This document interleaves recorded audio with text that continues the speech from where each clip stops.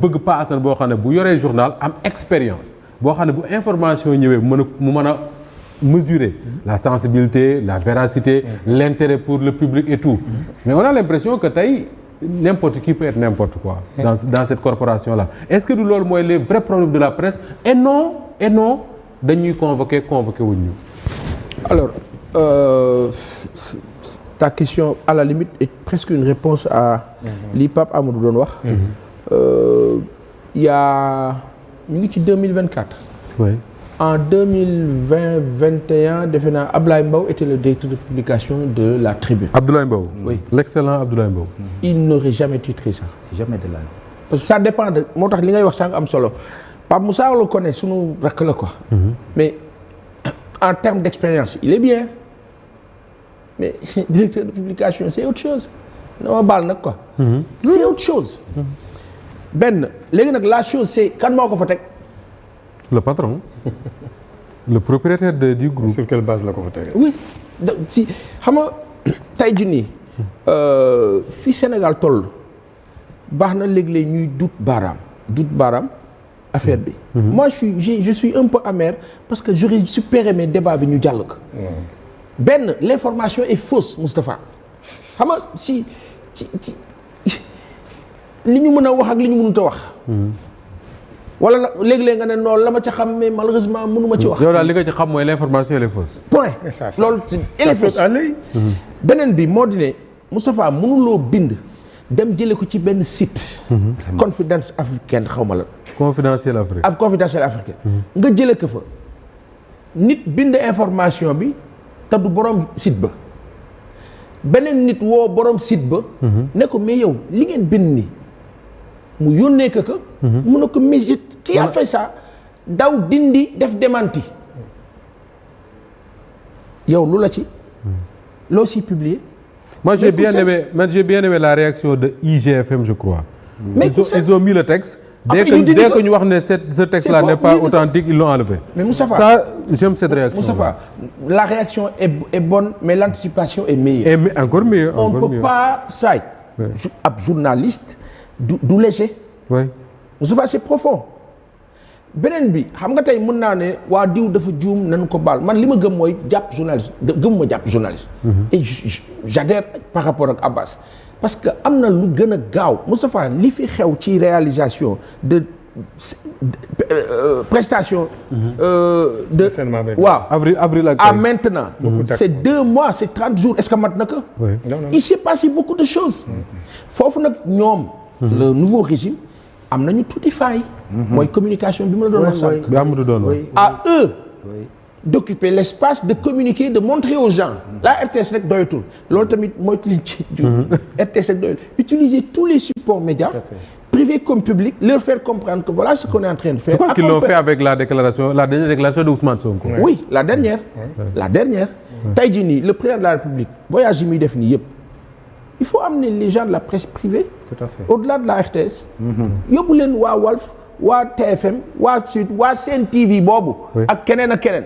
Pas ça doguma la man j'ai moi-même posé la question disons à Ousseynou Ly. De la présidence. Je lui ai envoyé un message pour lui demander mais qui s'occupe de l'organisation de la couverture médiatique des sorties du président. Jusqu'ici il ne m'a pas répondu. xaw ma daf ko gisul ou xaw ma mais je lui pose la question parce que dama yaakaaroon ne. erreur yi Macky Sall def. bu daan voyager il ne voyage qu'avec la RTS. Oui. que ni Bassirou Diomaye Faye ne peut pas faire ça. Exact. mënoo def Guinée def Burkina def Mali def Gambie te àndoo ak la presse privée de ton pays. Ça je ne l'ai pas compris. Oui. Parce je ne l'ai pas compris. Parce que sur le plan. Et je l'ai écrit au porte-parole mais il ne m'a pas répondu du tout. Et normalement ça devait se faire si naturellement. Oui, naturellement. Vu que gis nga tey jii nii même journaliste bi ñëw di jéem a porter combat. Il suffit que état dafa am doole Moustapha. Il suffit que ñu ñëw ne la à 18h heure avant ngay boucler wala à 17h wala à 20h link bi permettre régime bu bees bi. journalistes yi fi nekkoon di leen xeex on se connaît. mais ñooñu ngay woo tu crées le link et le lien pour leur dire les gars il s'agit de la nation. affaire u APR yooyu jàll na. bu dëkk bi ñii dañoo baax sax bu mbir mi jaaroon yoon. man bu doon man moom ca prestation de serment ba ak ca ngoon nga la ñuy wuy ji ñu ci ëpp. tous les criminels là APR a été le parti le plus criminel de ce pays. daa ñëw léegi ci réduction des comptes daa ñëw léegi baal ma damay chuter. je veux dire gis nga fi ñu toll. xam nga kii dem ba am possibilité orchestrer information ba muy egg fenn fi. jàpp naa ne tuuti sax baax laa ko tuddee ou sàggante gis nga am na fu mu doon dem du question fayonte wala sorcellerie mais dëkk bi moo tolloon foo xam ni ay nit dañ leen a faat te ñi leen faat ñu ngi circuler ci dëkk bi un temps soit peu il aurait suffi de démarrer nga def présentation la semaine qui suit gars yi ne bon vous avez foutu le bordel il va falloir répondre manipulation benn ba doo ko tal c'est juste benn loolu ngay def ñaareel ba la communication à l'endroit de la presse leur dire les gars Sénégal dafa toll ci stratégie foo xam ne wala géostratégie dañu soxla wake up dem ca kaw il faut que yéen ñëpp ngeen comprendre ne affaire équipe nationale la du affaire Pastef wala APR affaire équipe nationale équipe nationale nag bloc la donc gars yi jàpp leen ci Cheikh Yérim Seck doon na wax ne affaire Casamance du ma ci journaliste sénégalais laa ci et il n'a pas tort sincèrement mais sur cette question là rek nga may ma allez-y gis nga Bassel da ngay sonn rek am na ñoo xam ne du ñu mës a wax lu baax ci président Ousmane Sonko depuis 10 ans ils vont continuer non boo leen woowoon sax tey ñu def benn sursaut bu ndaw ba ëllëgee ñu delluwaat si loolu c'est atavique quoi si c'est chez eux mënoo ci dara mais beneen bi par rapport à l'accompagnement de la presse privée aux sorties au voyage du président de la République. Je pense que ce débat-là on peut le poser quand même avec beaucoup de sérénité parce que vous aussi vous faites du privé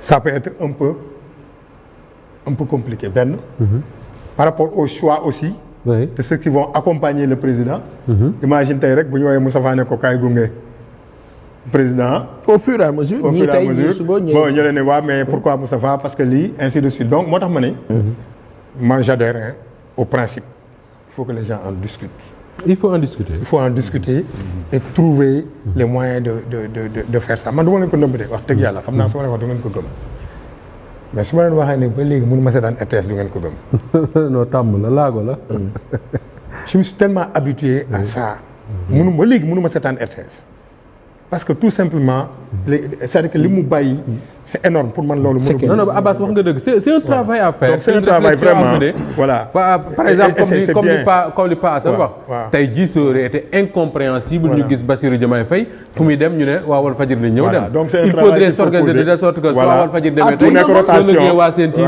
nekk waa TFM voilà des choses comme ça parce que je me souviens d'ailleurs que man sur le principe man j'adhère Abdoulaye Wade d'ailleurs cette parenthèse Macky Sall moo fi indi mais Abdoulaye Wade boobu nekkuma la télé à Walfadjri mais am na ay voyages à New York des journalistes de Walf nekkoon nañ ci bi muy dem Benghazi je pense temps wu Kadhafi il le faisait à tour de rôle Ndeye Fatou Ndiaye qui est actuellement à la Sen TV je crois que moo fa àndoon ak moom pour Walfadjri donc yooyu c'est avec Macky Sall qu'on a commencé à voir que ni voilà quoi parce que dañ lay xoolee dafa am fu ñu lay catalogué non kii moom voilà mënul dugg ci avion présidentiel parce que day taxaw fële yenn saa yi di wax ci président loo xam ni waru ko wax c'est comme ça qu'ils réfléchissent alors que pour man ce serait une fierté pour man de voir le président Bassirou Diomaye Faye muy voyager jël une presse très critique envers lui mais yóbbaale ce serait tout à son honneur loolu Paasan di wax il faut l'organiser mais am na ñoo xam tey jii mënoo fexe ba ñu bëgg Ousmane Sonko wala Bassirou Diomaye Faye da ngay sonn rek ma ngoog